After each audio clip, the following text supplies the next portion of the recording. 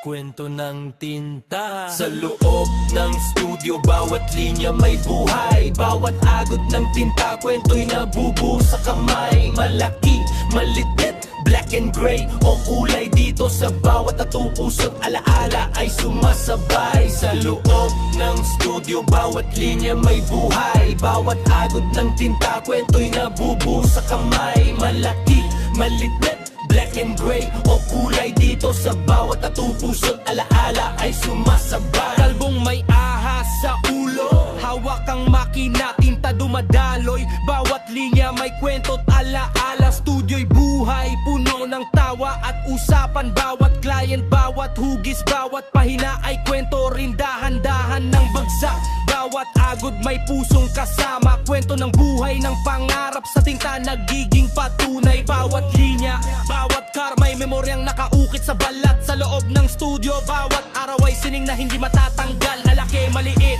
full sleeve o full back, black and gray o kulay. Bawat design ay may takdat, libel, Filipino, Polynesian, Maori o Japanese resume.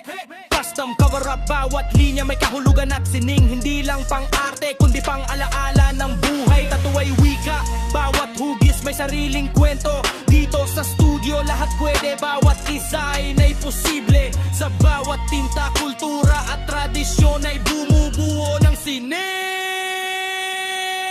May kliyenteng may beklat, may kwento ng tagumpay. May nagpapaalala ng mahal sa buhay, may alaala ng kaibigan. Bawat linya, bawat car may damdamin na nakaukit. Buhay nila'y lumalabas sa tinta, bawat pahina ay kwento rin. May mangiti, may luha, may tawa at kwento ng hirap. Dito sa agod ng makina, ang buhay ay nagiging sining. Bawat client may sariling historya, bawat tattoo may buhay sa tinta. Damdamin ay nagkakaugnay at nagiging tulay kahit saan pumunta.